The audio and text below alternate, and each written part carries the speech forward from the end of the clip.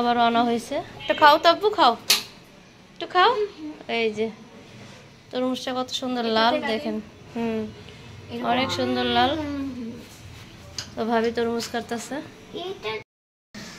আসসালামু আলাইকুম, আপনারা সবাই কেমন আছেন? আলহামদুলিল্লাহ, আমি ভালো চলে আসলাম প্রতিদিনের মতন আরেকটা ভিডিও নিয়ে।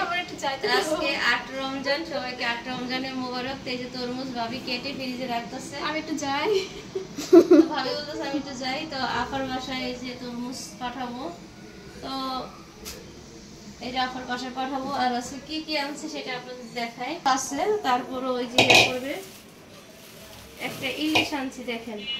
এই যে ইলিশ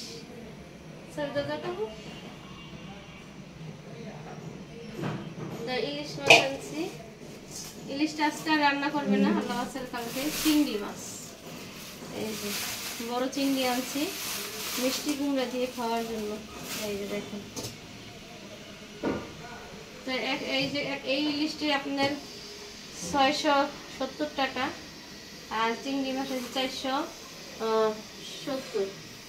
এত দাম বাজারে, তো আমি একটু দেরি করে গেছিলাম বাজারে। তার পেঁয়াজ আনছি, এই যে পেঁয়াজ আনা হয়েছে। এগুলো এখন কুটে নিবে, তো গোসল করবো, নামাজ পড়বো। তো আজকে কি কি রান্না করি। আর আজকে 8 রমজানে সবারই নিয়ে আবারও 8 রমজান শেষ করব। দেখতে দেখতে রহমতের 10টা চলে যাচ্ছে। তো সবাই দোয়া করবেন আমাদের জন্য, আমার বাবা মার জন্য দোয়া করবেন। তো সবাই নিয়ে যেন সবসময় এইভাবে থাকতে পারি, আর সবসময় যেন আল্লাহ যেন তৌফিক দান করেন। এদিকে যে দুধ সিদ্ধ করতেছে, তো রান্না বান্নার আয়োজন শুরু করতেছে। এগুলো গুছায় তারপরে এখন গোসল করতে যাব। তো ঠিক আছে, পরে কথা বলি।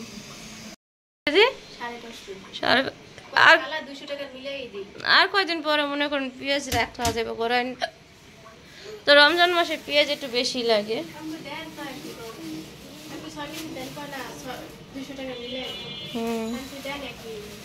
মাছগুলি ভিজান ভাবি, কুইটটা পরে গোসল করতে যাই।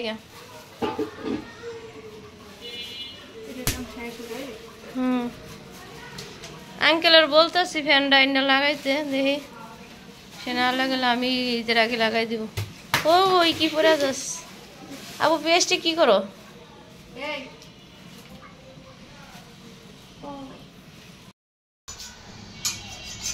ইলিশ মাছটা কেটে রেখে দিব ফ্রিজে। পেঁয়াজ কাটতে বসছি, হালকা ডিম হয়েছে।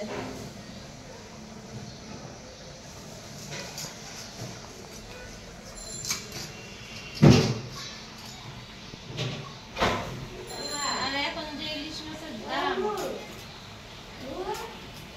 তোমার দাদি রাখে রাখো তো বাইরে এসে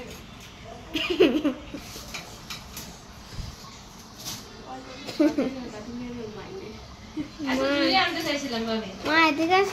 এত গরম বুঝছেন, আবু ক্যামেরা লিয়া কই লাইট কই। ও লাস তো খাই বড়ই রাখি কেন হবে তো।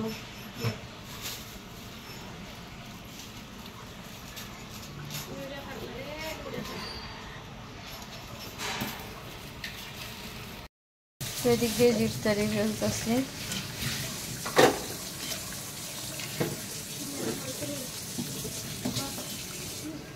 যে পাপড়া ভেজে নিল, এটা একটু মশমশ হয়তো। তার আজকে যে মিষ্টি কুমড়া বেসন দিয়ে ভাজবো, এটা বিট লবণ দিয়ে টুইয়া ফেলেন। এদিক দিয়ে যে মুড়ি মাখবো।